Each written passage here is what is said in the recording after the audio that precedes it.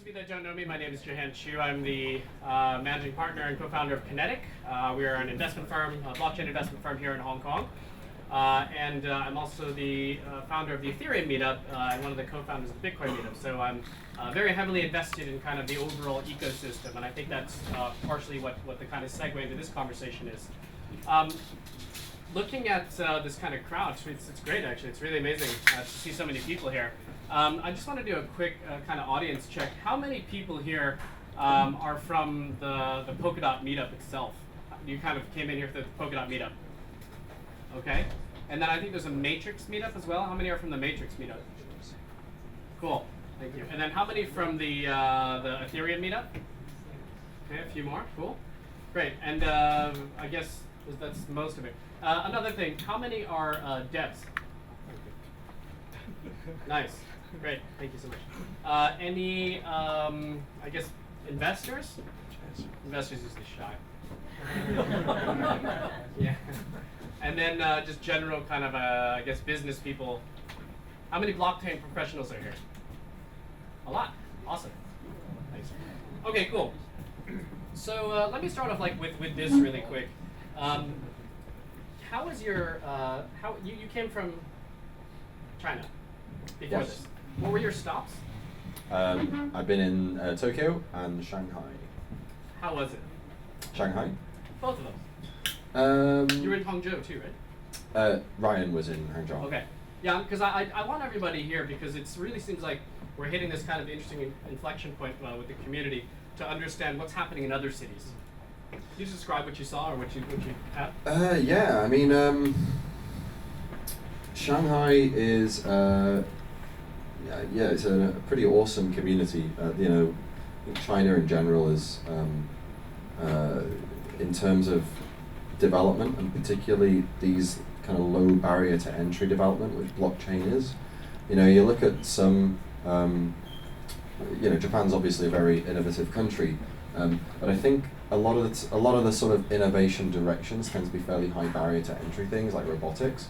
You know, that sort of maybe sort of reduces or de-emphasizes some of the other stuff. Whereas I think, you know, sort of China, there's an awful lot of young talent, and you know they hack with what they can get their hands on, and you know, blockchain technology, they can definitely get their hands on that. And of course, it's got the sort of the economics of blockchain technology make it that much more interesting, I think, as well. The fact that you're basically programming money, it's very. I don't know. I get the impression that that's a concept that people are sort of eminently familiar with. It's okay. Being Chinese, I can say that we like programming and money. So yeah, it's a pretty awesome energy. If you go, like the meetups there are almost entirely like developers. How large are they? Like you get 2 tweets and like 150 people show up to a room. You know, and as I say, they're like builders. These are people that don't like sit around. They're like, you know, they just want to get stuff done. They want to hack on something. You give them something to hack on. They're happy. You know, it's awesome. Great, glad to hear. So again, I think I'm just kind of curious. Part of the reason why I wanted to kind of participate in this is because some of the kind of confusion, I think some of the FUD that's been out there around the whole kind of Ethereum and Polkadot situation. And in the spirit of like blockchain community, and having been one of the kind of early community people, I think it's really important just to kind of be open about stuff and talk about things, because it's always been like a very open ethos, and I think it's important. It's one of the things that really defines kind of the blockchain community. So that's kind of what, I don't know, how many of you have heard about anything that's happening in kind of the Ethereum Polkadot community, any kind of like competition or controversy? I'm really curious. Has anybody heard of that before? Okay, great. So it's not really that big of a thing out here, which is great. Yeah. On the same token, I think that online, if you kind of are looking for it, you'll find a lot of kind of posts. You'll find a lot of really long threads about is Polkadot a threat to Ethereum? Is Ethereum competing with Polkadot, etc. Which is really strange because Gavin is one of the founders of Ethereum, and he's really obviously invested. So I guess the point of this conversation is really just to, try and work through some of these things and understand what is the positioning of Polkadot and Ethereum, how do you kind of, and again, like the point of this was, how do you find common ground? And even from a project perspective, where does it all go? So that's really the frame around this. And I think I'll just start off just by asking, I mean, as one of the founders of Ethereum, like how would you characterize the position from a project and technical perspective between Polkadot and Ethereum? Well, I mean, it's always difficult to say where a project's headed, but certainly when Ethereum began, it was very much if we talk like super prehistory of Ethereum, it was really like Bitcoin, but a bit more programmable. That was where it was coming from. The idea was sort of jointly conceived between Vitalik and a guy called Yanislav Malahov, who was one of his sort of mates that he chatted to online back then. And it was basically like, hey, I'm working on Mastercoin. This is kind of really dumb because every new transaction type is like a whole different like pain in the ass thing to code. Why don't we just like make an abstraction that generalizes over? And they took it to Mastercoin and they weren't interested. They were sort of keen to get the thing released. So of course that's where the basic sort of idea for Ethereum came from. And then I got involved a month or two after that, and at that point I saw an application platform that was yet to be sort of identified really as an application platform. And so that's where the sort of dApp thing came in. That's where the idea of integrating with the browser came in. So rather than just being programmable money, it was sort of a key component in this idea of decentralized applications. And I think Ethereum has sort of found its home there, by and large, as a sort of transactional engine for decentralized applications, so a smart contract platform, if you like. And I think it's going to sit around there at least for another few years. Whether it becomes ever anything more than a home for smart contracts, a home for what is essentially kind of the transactional bits of decentralized applications is I think is a topic that you could probably talk about for a while. But I would be surprised if it makes a jump from where it is now in terms of what people use it for. But if it happens, it will probably happen in no less than 5 years' time. Polkadot, on the other hand, is not so it's not a smart contract platform. It's not designed to host the small fragments of logic that are that basically define the transactional nature of particular decentralized applications. Rather, it's kind of envisioned originally as a innovation testbed. So the idea is to say, right, innovations are cool. Let's try and make a more general abstraction mechanism, something beyond the smart contract level, lower level than the smart contract level, something that we can do a bit more abstraction with. We can abstract, economically speaking, we can abstract further. And make it so that you don't need to like do all of the normal things you would have to do if you want to scale up an idea from a blockchain, like find security, create a token model that sort of has an inflationary thing to pay off your network maintainers and all the rest of it. Allow basically a very simple and quick way to get your innovative blockchain idea started. But furthermore, allow for upgradability and all the rest of it as sort of part and parcel of this, which I think Ethereum has not really. Certainly, when we were designing it, we didn't really consider upgradability to be any kind of core functionality. It was really like second level thing. Like if people want it, they'll invent solutions on top of Ethereum for it. And really, the point of Polkadot is to say, right, well, we're at this like lower level abstraction level. If people want the sort of abstraction that smart contracts provide, so basically some smaller fragments that can synchronously sort of chat with each other, that are easy to add, very high degree pluralistic sort of levels of. Because for example, you don't have just a single multi-key wallet on Ethereum. Of course, everyone has their individual wallets. Yeah, so you have loads and loads of these contracts deployed. You wouldn't do the same on Polkadot. You wouldn't have like loads and loads of parachains deployed, because quite simply, parachains are much much heavier duty things. And if you wanted that smart contract functionality, then you would do it as a single parachain. So you would introduce a new parachain like Edgeware, which I guess the Edgeware guys will talk about later, in order to fulfill that particular avenue of functionality. But this notion that I think, you know, we as the Ethereum guys back in 2014, I think we were fairly successful in pulling off this kind of idea that, you know, Ethereum, the whole Turing complete thing, Ethereum has no features. In reality, Ethereum has very particular features. If it didn't have features, it would never need to be upgraded, and there would never be these hard forks. The reality is that it actually has very particular features. The yellow paper is fairly substantial, and it does get changed substantially. Something that really doesn't have features is like Substrate, where actually there's literally nothing. If you don't put any code in, it doesn't do anything. It's useless. You have to put code in before it does anything. So it actually doesn't have any features. You can add features to it. You can add balances to it. You can add smart contracts to it. And you can add, you know, a bunch of UTXO stuff to it. But if you don't add the stuff to it, it won't do anything. That's featureless. And what Polkadot does is it says, right, we're going to provide an actually featureless abstraction, an actually featureless whole, and you can put whatever logic you want inside there.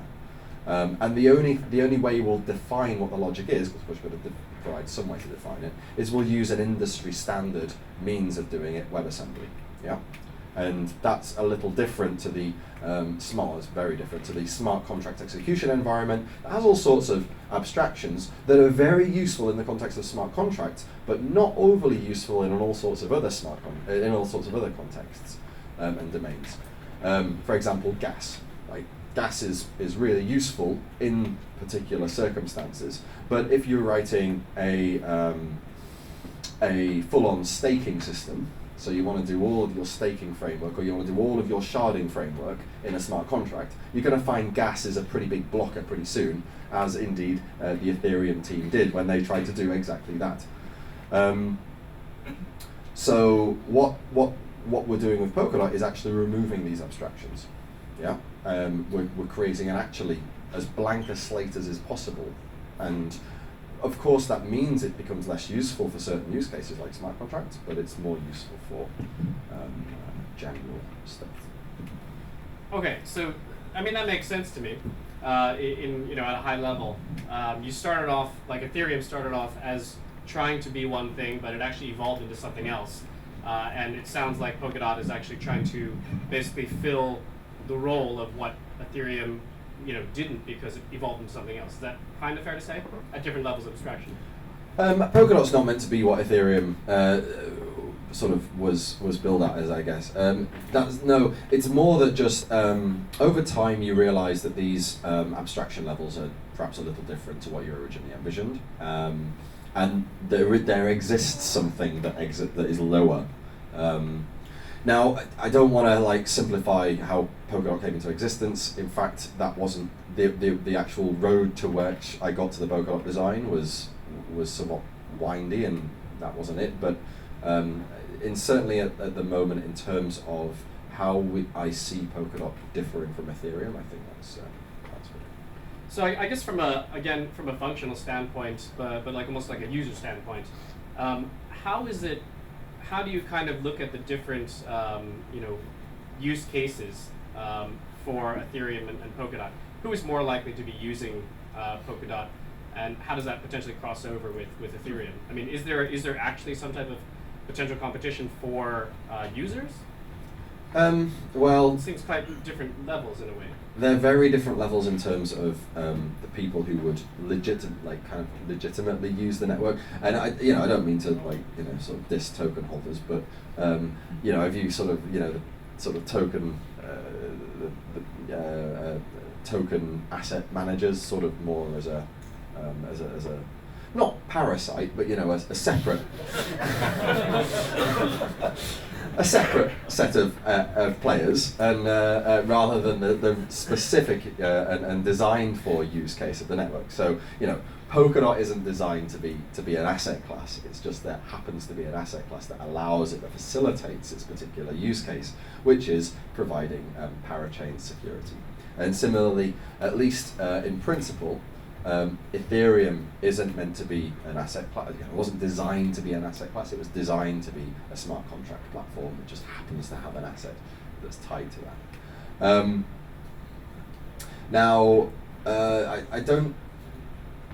The two use cases are substantially different. They will have different users. The smart contract users will tend to be either prototype applications, where you just need to deploy super quickly.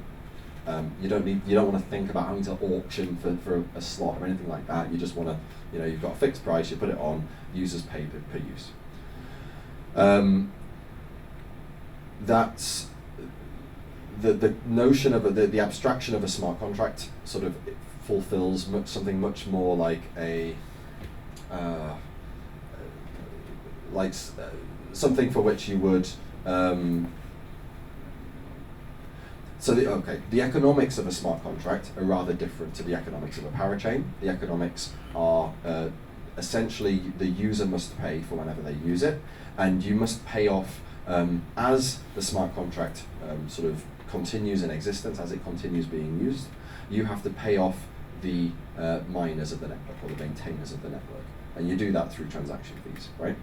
Now, in principle, the economics of a parachain are completely different. There are no underlying or necessary sort of network fees that you pay in order to have use of the parachain. The parachain can do whatever it is that you want it to do. It can have entirely your own economy.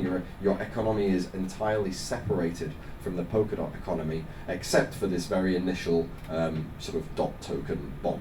Once that's paid, you're sort of good to go, and there's no ongoing fees. So the fee model, the economics are dramatically different.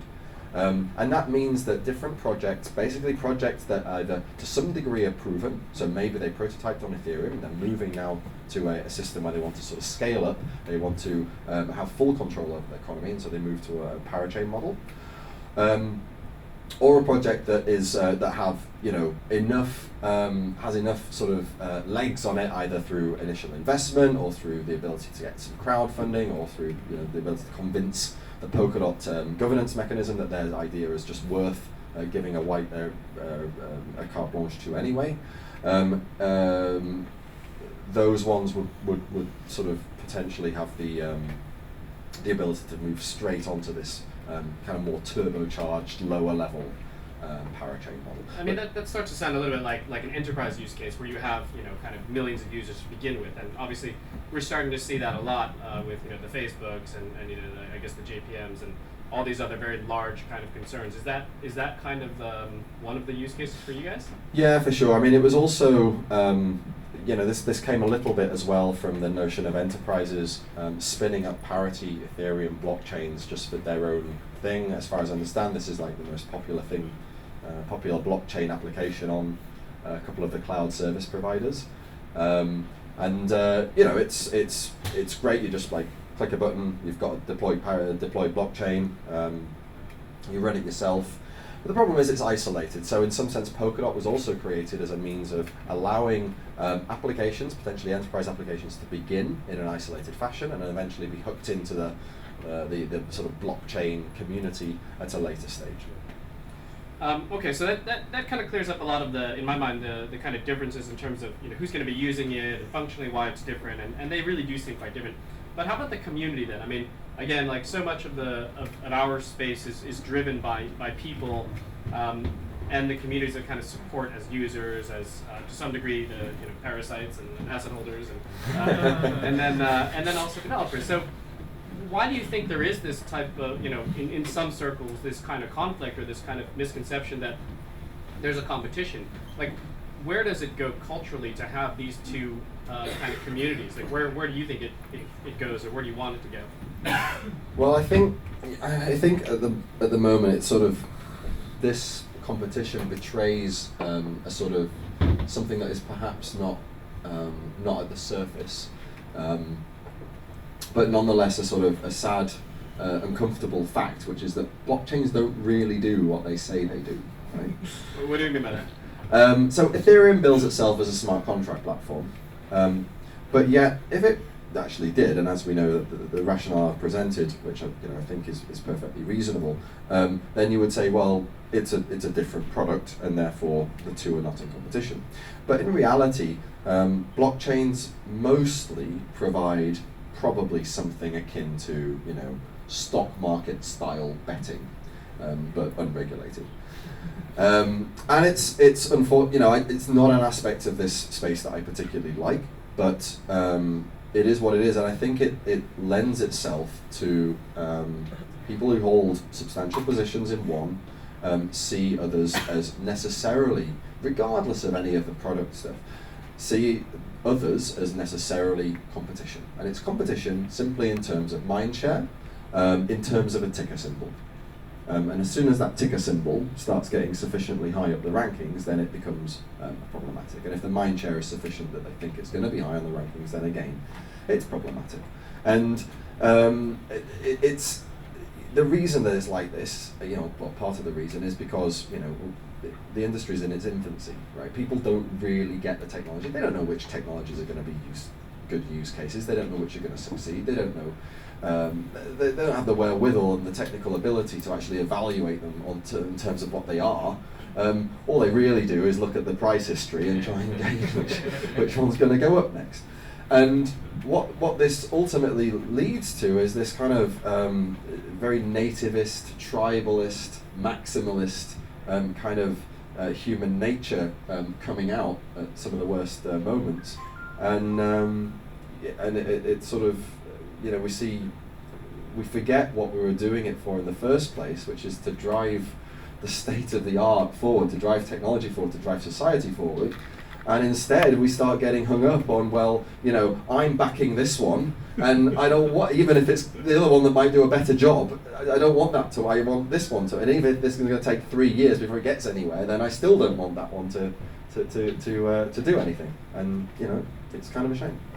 I can't remember who it was that told me recently that there's something about a tribal nature which evolves after like 5 years or something like that, and it's I know it was even so that kind of stuck with me, and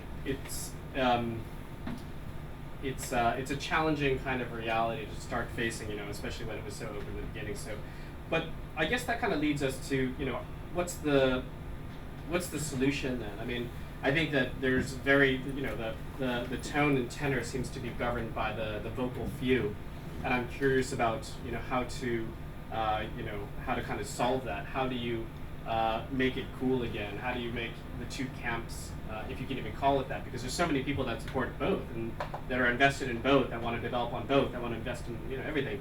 How do you think that that can be somehow assuaged or kind of like calmed down? I guess the first thing to do, as with all follies, is to sort of come to terms with it and be honest. So hopefully conversations like these will help people sort of understand their own natures and their own feelings as much as anything else. I think there are, for sure there are elements within these communities that are somewhat more cynical, and it's difficult to combat such elements. But ultimately, I would only hope that the technology sort of wins out. The systems that do actually deliver what they say they're going to deliver, the ones that do actually take technology forward, the state of the art forward, are the ones that I would hope ultimately draw the greatest attention and the greatest mind share and the greatest sensible people. And ultimately, that's what matters, right? It's having the sensible, the productive, the sort of good guys. It doesn't. If you have a community that's just bad guys, it doesn't matter, because they eventually just eat each other up anyway. If you look at the how the game theory plays out. So it's I think it's critical to to keep these conversations going and to try and for people, that maybe don't normally say much, at least to, if not, get out and talk and be an activist. No one, it's fair enough. Like, people don't have time for that, but at least upvote sensible things and downvote the vitriol, the nastier elements of this kind of nativism, tribalism, maximalism, all of the rest of the sort of isms that make the space sort of a less nice place to be a part of. And I think actually in practice there is still, I mean, is it fair to say there's still a lot of kind of interaction and between the two kind of projects, right? I mean, Parity got a grant from, or Polkadot, was it Web3 or Parity that got the Parity. grant? So Parity got the grant, and so you're still working on Ethereum in many ways. I mean, can you talk about what you actually work on? I mean, so Parity has a bunch of projects that obviously there's the Parity Ethereum client that we've been developing for several years now. There's also the Parity Bitcoin client, the Parity Zcash client that we're developing at the moment too.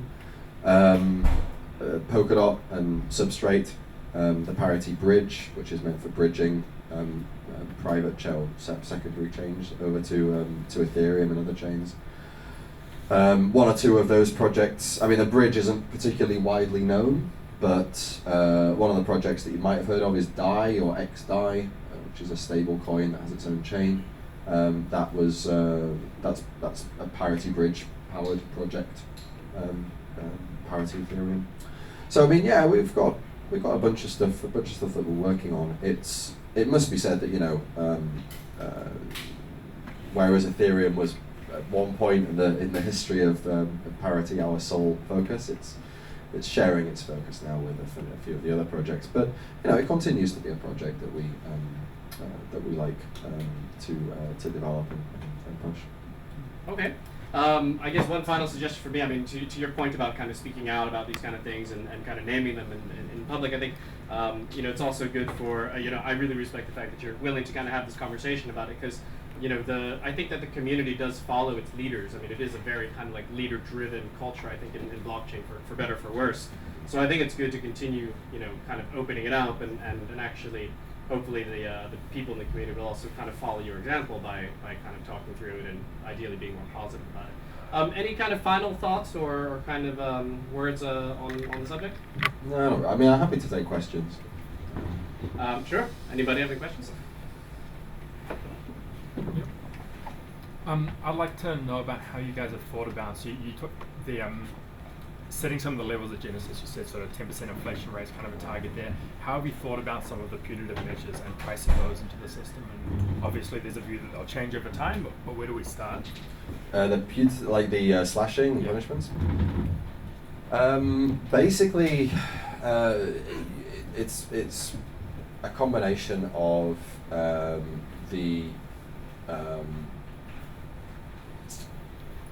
it's more or less just a threat to the system. That's what it comes down to. So the higher the threat, the more chance that you're going to be slashed substantially. It's got a few factors. One of them is coincidence or accidentalness, which is basically how many similar incidences of the same thing happened at a similar time.